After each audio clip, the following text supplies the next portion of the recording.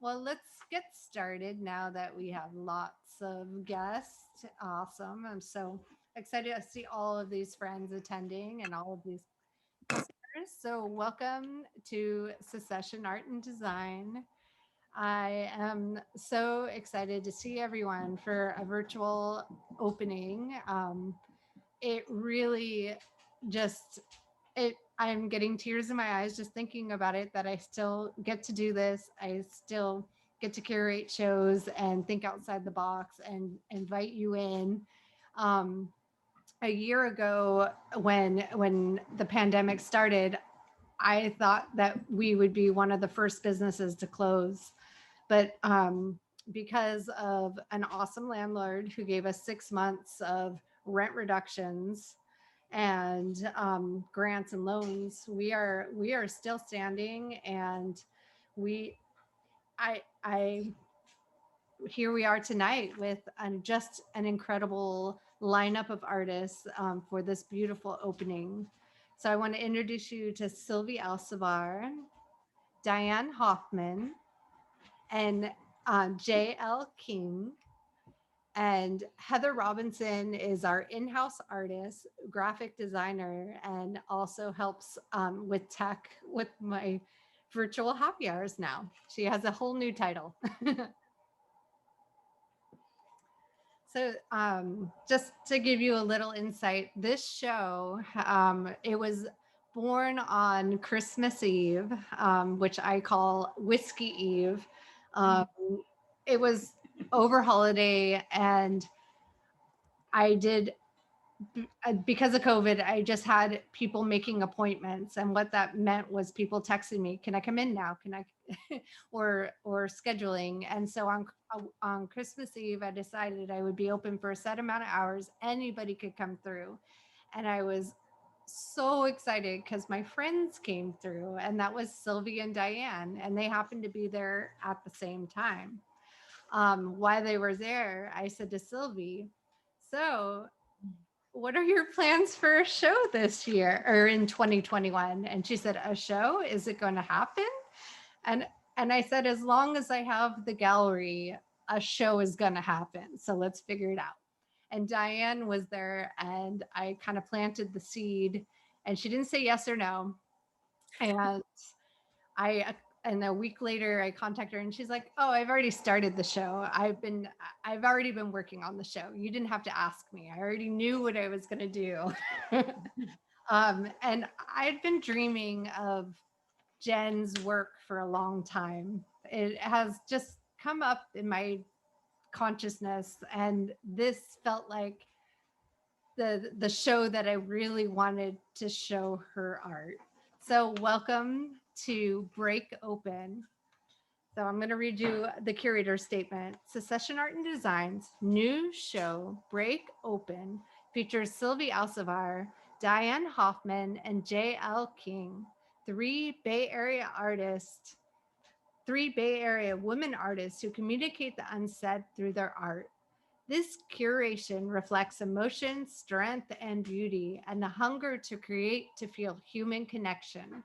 Sylvie created 100 small pieces, each with a poem carefully placed in a bottle, perfect for those in life who want some magic and healing. Diane was inspired by color and jewel tones that inform her storytelling, using found objects to create colorful windows into her imagination. J.L. King's surreal oil paintings set the stage for wonder and curiosity. And yeah, I always start my show by asking each artist to share a story. So I will start with Diane. Hello. Thank you, Eden. Very welcome. Yeah, no, this show is really special to me for so many reasons.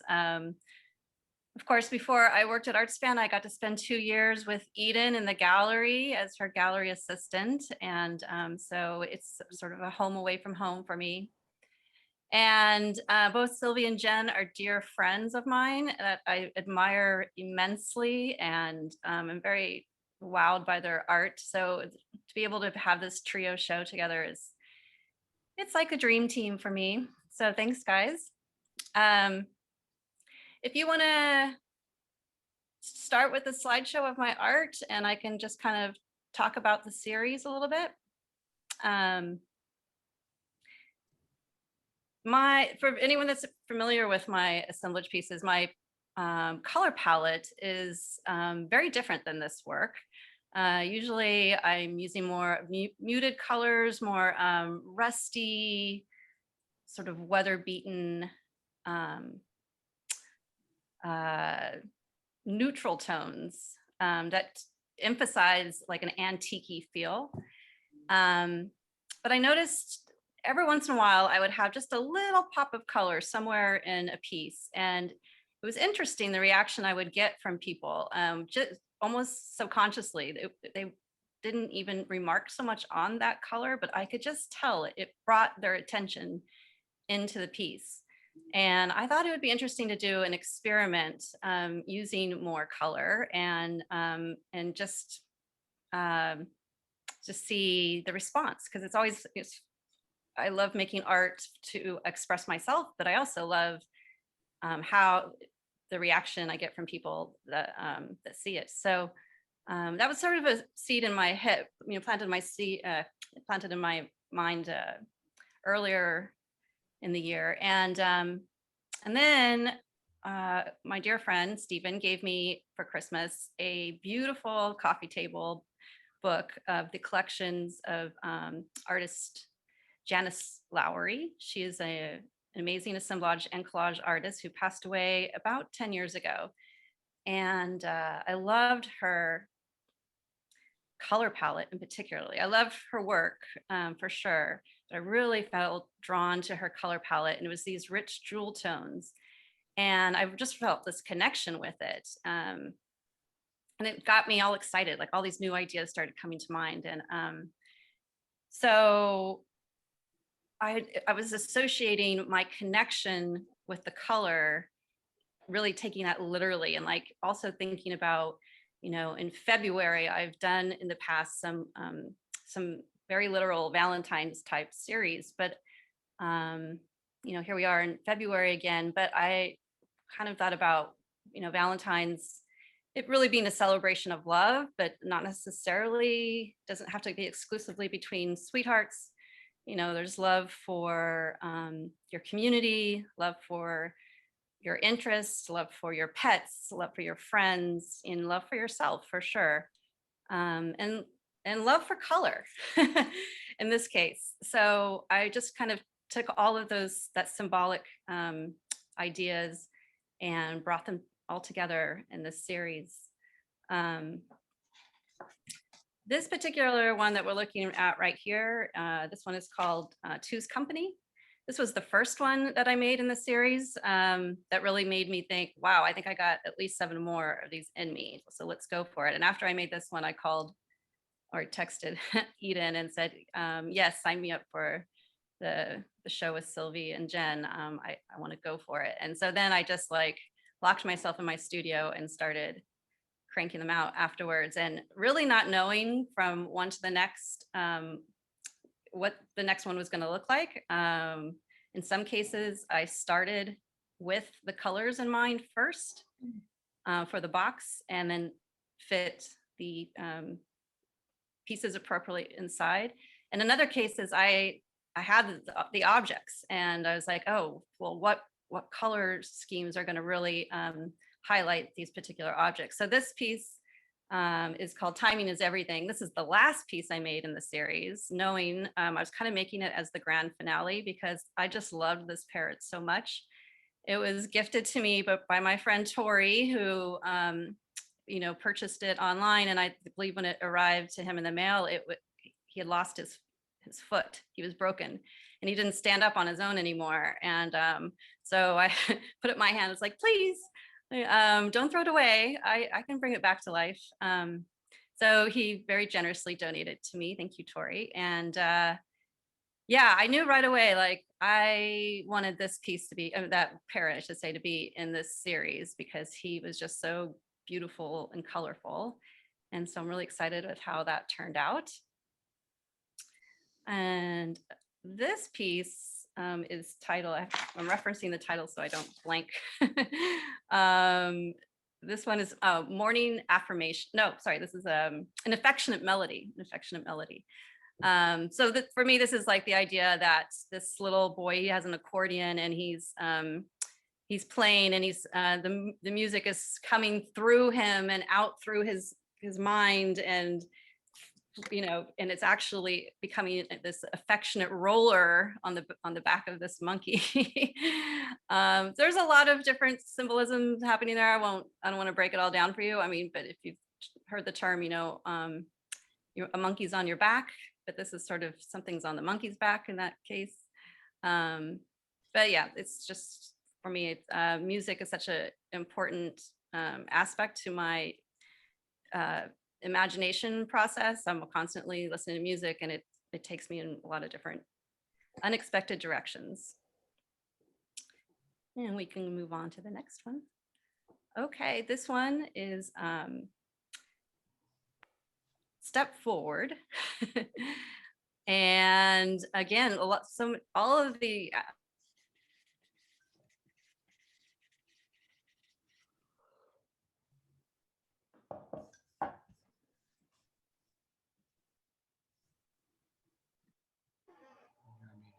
Okay, we're having a little bit of technical difficulties. Dianne will be back.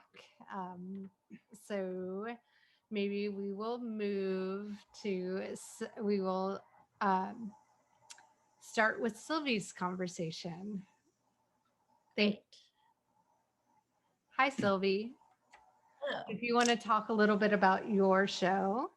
Yeah, I'm just going to go ahead and read the description that I wrote for the show, considering I always spend time writing it, and I think some people read it, but I don't know if everyone does. And also, it just really describes the show very well.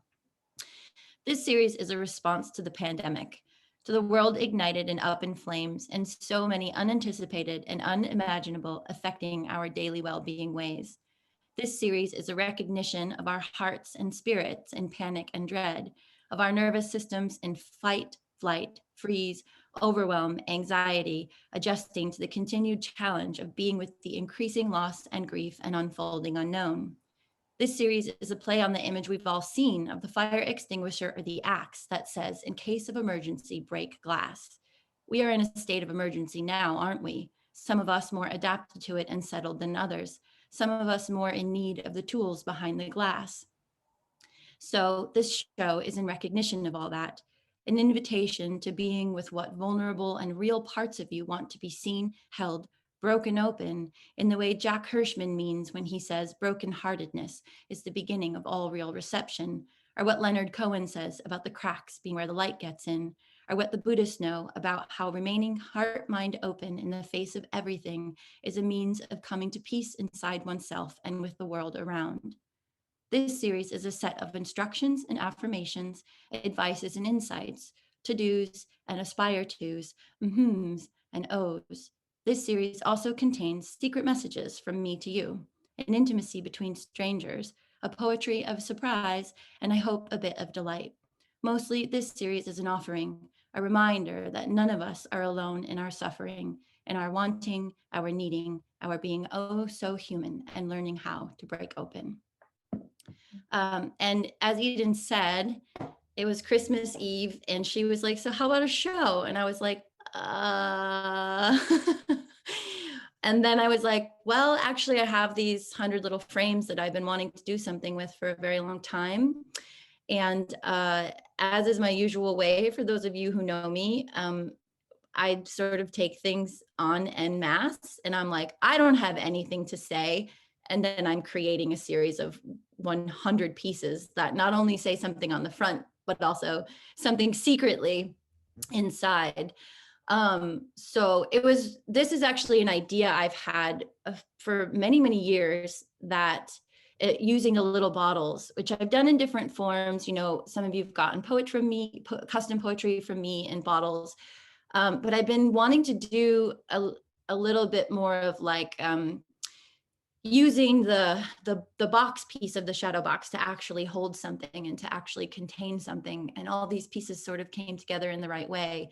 And I was so happy when Eden told me that she was asking Dianne to be part of the show. One, because I love Dianne, and two, because it's a definitely a nod to assemblage and that aesthetic, although very much in my own way. Yeah, and I also, because of the pandemic, it allowed me an opportunity to take a break from, which I really needed after like 12 years of writing poems for people on demand. My artist spirit has been tired from talking to so many people and writing a lot of poems. And I've been just getting back to like, what do I want to make? What does like my poet have to say? What does poet Silvi have to say to the world without, the input from someone else? And this allowed me the opportunity to do that. And I wanted there to be a little secret inside because it maintains the intimacy of the work for me. Usually if I'm talking to someone else, then, there's an intimacy that happens between the two of us in a person telling me what their poem's going to be about. And so this was like somehow maintaining that for me. So you get to know what's inside if you buy the piece, and you don't have to break the glass and you don't have to open the little bottle. You just have to take the back of the piece off and it's written in there. Or if you're a patron, until next Wednesday, I think, or whatever day the 10th is. If you're a patron, then you get access to all of the secrets. Even if you sign up today, you get access to the back files of that. And I also recorded all of the titles in case of with everything they say and then break open. And yeah, so if you want to know what all 100 of them say in a cheating kind of way, then support me on Patreon. Yeah, that's the show. Okay. So Silvi, I have a question for you. What music or podcast were you listening to, or news, radio, during the creation of the show, and what time were you making the show? Good question. So actually for the show, I wasn't listening to music or podcasts. I usually do. I had TV on in the background, and it's too embarrassing to say what I was watching. But if somebody guesses, then I will give you some kind of prize. But I'm not going to tell you what it was. And I mostly, no, it wasn't the Housewives of Atlanta, but good guess. So I realized that I have a very night owl, introverted artist sensibility, and I make my best work when I work at night. So I usually showed up at the studio at like 7 p.m., sometimes 9, and then I would stay until like 1 or sometimes 3, which is a funny way of working, but it works for me. And also with COVID, it kind of made it nice that Maureen Shields, who's an incredible collage artist and my studio mate, it meant that we didn't overlap in the studio. So yeah. I was going to ask, what is it like to have an art studio during a pandemic? It's been a really great way to get me out of the house. And I can walk to my studio from where I live now pretty easily. And it's like a pretty quiet, nice walk. And it's just to have a different place that you spend time in besides your house is been great. And it's actually been a little bit of socialization for me, because I live alone. And so I would run into Maureen at the studio.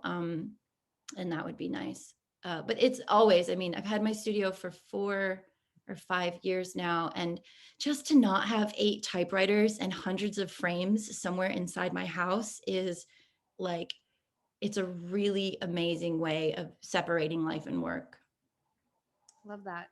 What does community mean to you? Mm-hmm. Community has been, oh my gosh, it makes me want to cry when I start talking about it. And thank you so much to all these familiar names here. I wish I could see your familiar faces. I have never felt more supported in my whole entire life than I have during the pandemic. people have shown up even without my asking to be supportive, and financially as well as emotionally and artistically. And it has allowed me this deep, deep knowing that interdependence is one of the most powerfully healing forces that we can be part of. And I am just like, and then it just connects me to like all of the gratitude that I have for human beings being generous and beautiful and open and vulnerable. So community to me means healing. Oh, thank you, Sylvie. So I would like to introduce the beautiful JL King, Jen. It's Hi, your turn to talk about your show. thank you. This is my first time showing with Secession, so I'm super excited to be showing in a trio here with Sylvie and Dianne and being with Eden. So thank you, and this is great. Um, I would like to talk a little bit about my work with how it connects with the theme of the show, Break Open. Um, it's a little different, and I love this, is that Eden curated my show by connecting some of the works I had with the theme. So it's a little different in that I get to kind of tap into Eden and try to see what she saw in the pieces for the theme. And I think that Break Open is kind of a common thread with all of my work, actually, because a lot of the pieces open into other layers. So for this piece that is shown, it's called Splendiferous Leavings, and I think this is the seedling one. You see it's breaking open into another space, and then even further being broken open to an empty space, a little puzzle piece. This piece was inspired by another piece of mine that looked like a flower, actually, a flower that was torn paper. And I wasn't meant for that, but that's what I saw in it. It was kind of like when you look in the clouds and you see a face or some kind of pattern. And that's what I saw in this. So I remembered that and made this piece. And as with most of my pieces, wanted to draw me into another area, another layer. And the same with, actually, this was the piece that inspired the previous piece that you just saw. The snails are kind of curious with the person that's viewing it, or the big one, and the other ones are kind of looking yonder to another space that looks like their home, but they're resilient and making their place here in the urban city, but probably still longing for more nicer place to live, like a pasture or something like that. This one's called Memo, and inspired by these flowers that looked like fried eggs to me. And I think when I finished this piece, it turned into a piece that seemed very, very feminine to me. You know, fertility, and there's a little figure in the background reading a paper, a note, and perhaps maybe even just kind of throwing them out of the window as they kind of fly around. So reading and getting the communication and then passing them out into the wind. The flowers are actually look like they're curious with who's watching, who's looking. So I usually like to have the characters interact with the viewer almost like they're in conversation with me. So this one, again, you have the little figures looking in all directions. One in the middle is taking a bow. This one's a little different. It started off with the fly, curtain fly. It was just a vision that I saw, and I wanted to realize it in a piece. And I turned it into kind of a stage piece. And wanted it to open.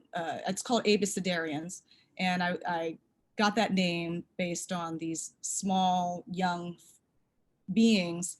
Looks like they're breaking out into the world, getting ready to move from their darkened space to explore into the unknown spaces, while still interacting with the viewer. It's like they're taking a bow and getting ready to take their leave. So yeah, this one is Cosmic Irony. My nocturnal piece, I don't do too many night scenes, but in this one, I feel like the creatures are trying to escape from where they are and come into our space. I'm inspired by candies and kind of youthful symbolism, mostly to bring levity to pieces that seem a little darker to me. If it seems like it's giving off a darker vibe, I'll add things to it that bring levity. In case it's maybe the chewed piece of gum or the bubblegum wrapper brings some sentiments of childhood to the piece, to a darker piece. So a lot of the pieces may kind of teeter from maybe a darker, maybe sometimes melancholic, but then maybe disorient you to like, well, but there's a marble in there and the colors are bright and happy, that type of thing. So this piece is called Ascension and Slow Drip. And this, I really like this piece because it exhibits a struggle, and he looks like, you know, he's trying really hard to get to a heightened state, but he's just dripping and kind of slowly moving up. But then if you look at the marble, it's like he has a smile on his face. And that was purposefully put there to kind of show, in my mind, just accepting of the process. You know, things, you're going to take a struggle, things are going to be hard at some points, but just kind of accept the struggle and go with it, and eventually you'll get where you need to be. Although not everybody gets that same vibe from this piece. My husband, maybe he sees a little bit of too much struggle in his mind with this piece, but well, I love I love that you had squares and Silvi squares, and just there was so much play and between the three artists. So I have three questions to ask you that I asked Silvi, and one of them is specific to your art. So this, I would have never thought in a million years we would all be wearing masks in this way. And now it's becoming this kind of artistic expression. So when I was thinking about your show, I was really like your pieces with not like with having the marbles over the head, like they just reminded me so much of this time that we're living through. And I also feel like your pieces through the years have really haunted me, like they come up in my dreams. So I just I don't know if you could speak to just the time we're living in, the mass, and maybe if that's had any influences. the marble. Yeah. The heads being not showing faces are for anonymity, and I if you think about now, it's like we're all kind of walking around anonymous. I barely recognize people sometimes that I know and have seen their faces over and over again when they're wearing these masks. And when I choose certain heads for my pieces, I choose them in order to bring a certain vibe. Again, the levity. So the marble in this piece, I think, brings a brighter space, a brighter element to the piece that might be a little darker. Youthfulness. I mean, I step on marbles all the time in my own house. I have a lot of kids. So, you know, some of the childhood things that you see in my pieces are influenced by my own, I think, my own youthfulness that I hold all the time because I have young children. So What music or podcasts were you listening to during the creation of these pieces? I know these pieces weren't all created at the same time. So whatever you come I up. listen.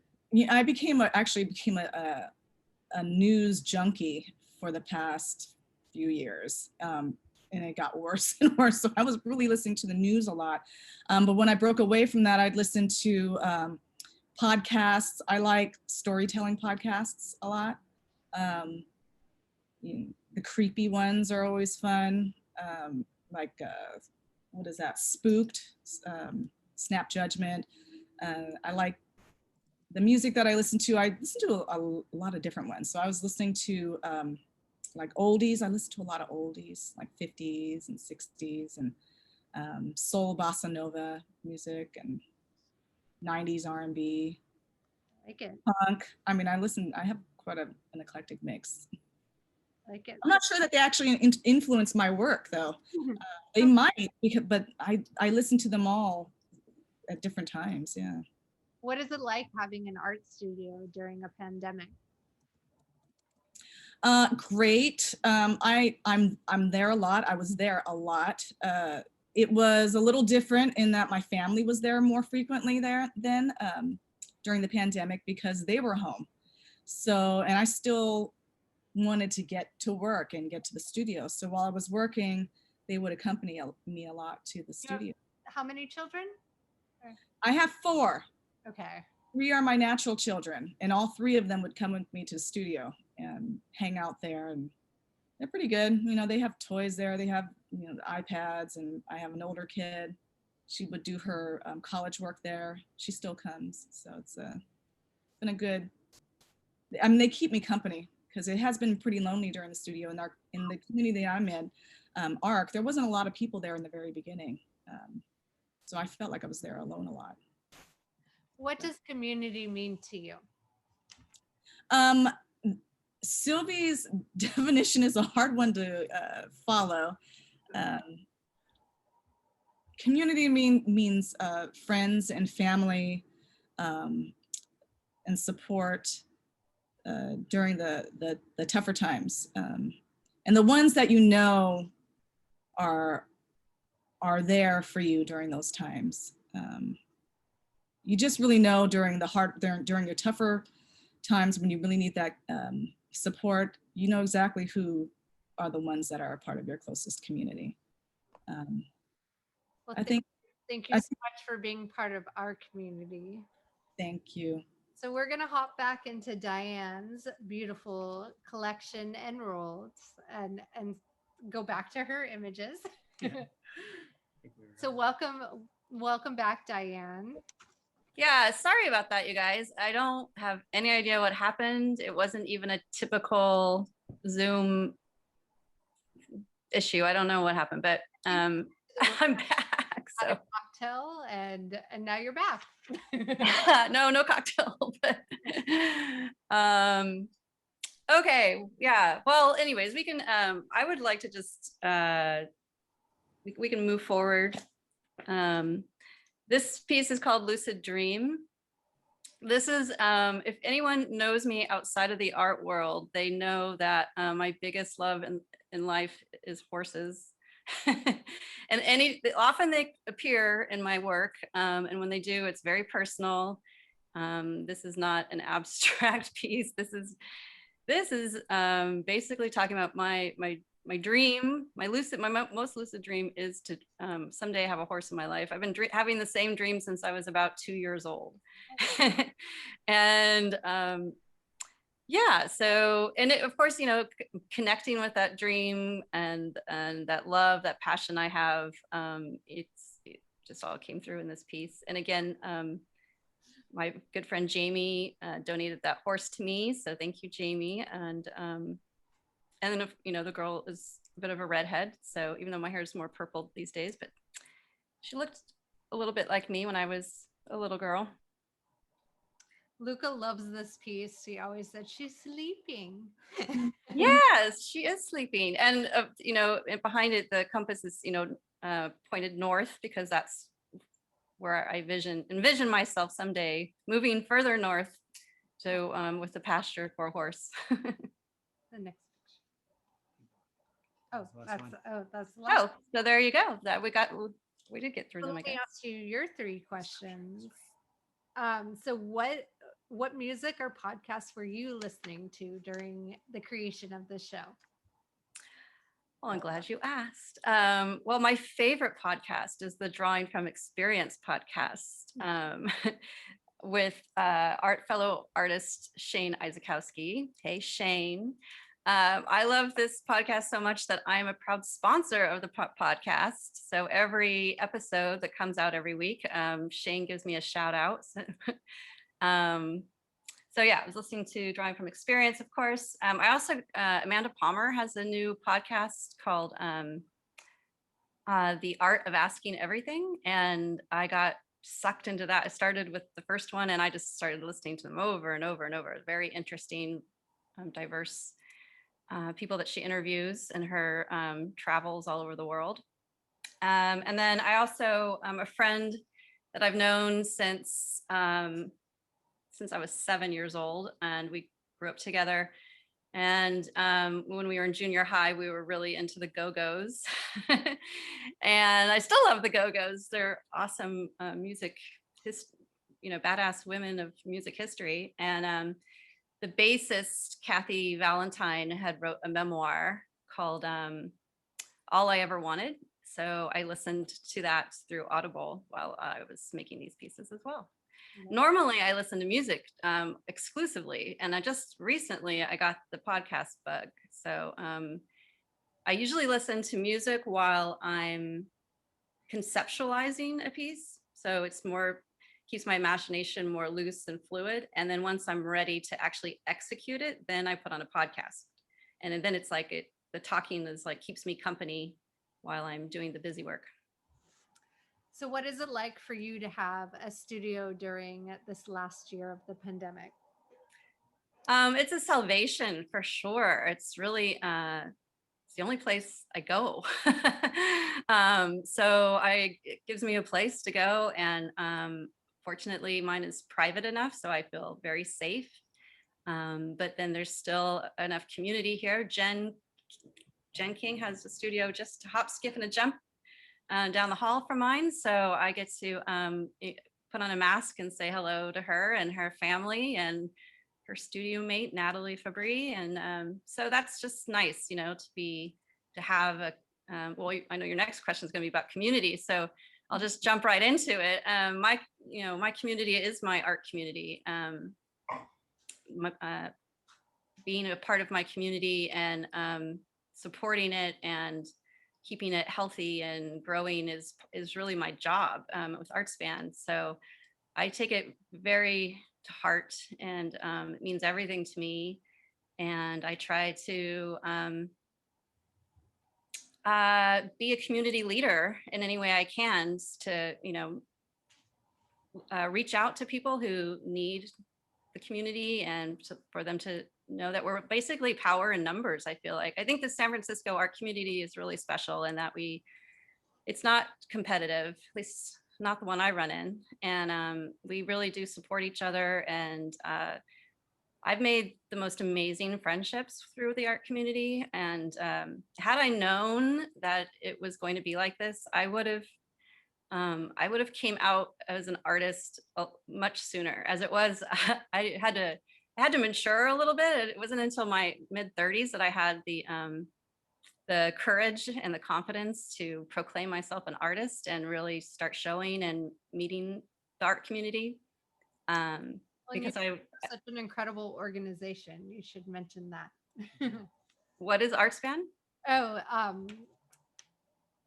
yeah, I just feel like. Oh yeah. So yeah, becoming a part of the ArtsBand community, of course, was, it's now my job, and it's everything. So if you're an artist and you don't know about ArtsBand, it's artsband.org. Look it up. Great. Well, thank you all for being part of this show, and thank you everyone who is here. So I just want to say that there's lots of different ways that you can support these artists. You can you can go onto our website. We've tried to really adapt to this whole virtual model and make it really, really easy for you to shop their collection. We'll share the screen. And the best way that you can support our gallery right now is to buy art. This is the only way that we are going to exist in the future. And I'm so honored to be able to curate these shows and bring these pieces into your home. If you want to see these pieces in person, I am doing appointments. So you can hop onto our appointment and do a 30-minute private appointment. If you don't live in town, you can do a virtual appointment with me. And then tomorrow is going to be a really rare day where I will be there from noon to 5, and you can just stop in. You need to be wearing a mask and doing all the beautiful new things we need to do to keep the store safe and keep you safe. But I want to open it up at this time to our incredible audience, and you can ask us anything. It can be to our artists, it can be to me as a curator. What do you want to know? Let's see. Now we have to like read the comments. So yeah, does anyone have any questions?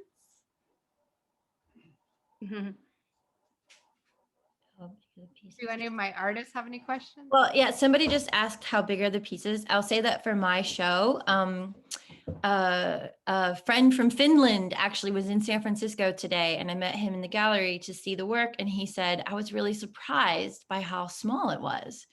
And I was like, oh, well, what were you expecting? And he was like, I don't know, I just don't see art this small. And each piece is about 2.5 by 4.5 inches, 3.5, and the bottles are like tiny. They're like that big. So I was like, oh, it would behoove me to take a picture of the frame with like a dime next to it, you know, just to give more spatial sense. But yeah, the individual pieces of my show are pretty small.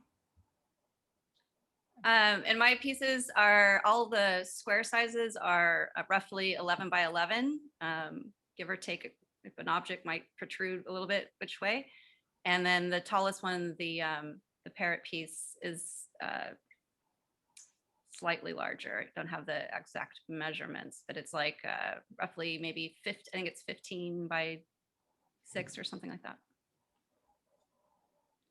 And Jen's pieces, yours are all different sizes, right? Yeah, they're all different sizes. The smallest being 8 by 10, and the largest I think might be 24 by 36. I think something like that. But the smallest one is in 8 by 10. Yeah, they're all different. Thank you, everybody. What was it like to collect materials for the show? This is for Dianne. Thanks, David. Actually, I didn't collect anything. It was all what I had because of the pandemic. I'm not really going out into the world much. So what it was interesting is my usual color palette that I mentioned at the start is very neutral. It's not colorful by nature. So I really had to dig deep into my inventory, and I actually pulled out an extra table in my studio, and just filled it with anything and everything that had a bit of color. And it actually was only just about a table's worth. So in some ways, the limitation of my selection of objects to use actually worked to my benefit. Because if I just had an infinite supply of colorful things, then it would have been harder to make the choices I did.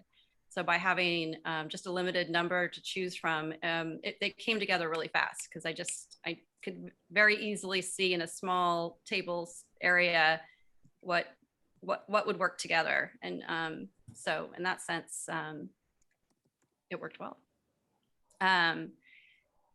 I also mentioned before that most of my objects that come to me are all donated to me by wonderful people that just know what I do. And want to be supportive, and maybe they have some stuff in their garage, or they're cleaning out in a closet or whatever. They come by some old stuff and they think of me. And normally those donations are, just randomly, people show up on a monthly basis into my studio and offer me little handfuls or bags or boxes of stuff. And during the pandemic, that hasn't happened. So my inventory of stuff has really dwindled. So if anybody sees my work and they think about some weird stuff that they have in the back of their closet, or collecting dust in their basement or whatever, and you want to donate, look me up, because I love donations of stuff. And then people usually really enjoy to see, somewhere down the road how I use them. I also do commissions. Okay, so there's a lot of questions coming in. Where did it just go? Are there particular pieces in your shows that speak to you the most right now? And this could be for anyone to jump in, even Heather. I'll say that I could have titled this series 100 Tiny Memoirs. And most often when I make work, it's sort of like what I need to hear myself for myself. But there's one particular piece that is in case of wanting to be chosen, break open. And that one is really deeply resonant with some very deep work that I'm doing personally right now. And what's funny is that when I worked on the show out of order. I ordered it after I had written everything. And then when I was figuring out where everything needed to go, that was the piece that was, I counted them and I'm like, wait, there's only 99. What have I done? And then the one that was like sort of out of place and a little bit left over was that one. And I was like, oh, of course it is. So we have a question for Jen. Do you do 3D pieces, assemblages? These paintings have a very sculptural quality. Thank you. The work that I show is all oil painting. That's all I show. I do some sculptures for fun, and I haven't shown those. I might show those at some time, but out of clay. But I haven't done assemblage. No, I haven't. If you ever want to, Jen, you know where to find me. We could do, I could give you a private tutorial. Love that. So there's no more questions. Does anyone have a question for me or Heather as my graphic designer or as an artist? I guess, Heather, what has it been like trying to transition this all into this virtual model? I mean, I think it's the same thing that everybody's going through right now. It's been a lot of trial and error and a lot of work. So, it's been exciting. Like we've been experimenting like with Silvi's pieces because we couldn't, it's kind of hard to show all 100 pieces. Like we did a video of them. You can see it on the link I posted earlier down at the bottom, just to give an idea of what they all looked like together, because it's so hard to see such tiny pieces and get a sense of the whole. If you're going in there, you can look at each one and spend time with each one, and you can't really do that online as well. So things like that, we've been working on things like that. Well, and before, so I've been open for 13 years and Sylvia's shown for 10 of them. And we have done 80% of our sales have been in the gallery. And this is the first year that we're having to really depend on people purchasing online, which has actually been really exciting. We've been seeing people all across the country buy one special piece from the show. And it was just such an interesting time. And I'm so thankful to have Heather on my team who has been helping with all the back end and the graphic design and getting all the art online and helping with just everything so that we can still exist and be a virtual gallery and also be a physical gallery that people can still come into. So thank you, Heather, and thank you to all my artists, and thank you to all of our guests. Like, we couldn't do this without you. So I'm feeling the love, feeling the community. There's a question in the Q&A from Shane for everybody. It says, what is the first thing you're going to do when the world is safe? Mm. Eat out. Have an opening. It's people and not, I mean, this is, like I said, this is the first time I've done, this is the first time I've done an opening from my home. It feels a little strange, like almost 14 years of being open. I've always had people in the gallery and not getting to feel that energy. Like I feel it tonight with everyone, but it's just definitely different. But being a mom, this just allows me. I got to put Luca to bed. He's sleeping and I could still be here. And if he gets up, I could just put my photo up and I could. So, yeah, I can't wait to have people in the gallery. And yeah, I think, Shane, I think of your show when Luca was 2 weeks old and all the people that were in there and how amazing that was. So what are you guys I'm do? gonna host a dinner party and I'm gonna give people like really awkwardly long, intimate hugs. It has been like almost 4 weeks since I've had a hug, and I don't know when I'm gonna get a hug again. And I'm just like, wow, this is different. So I'm not even a very huggy person, but I think that will probably be different after the pandemic as well. So you've got a really awkward hug coming for you. I'm going to be on an airplane to go visit my family and probably a few other people. I miss traveling and making plans.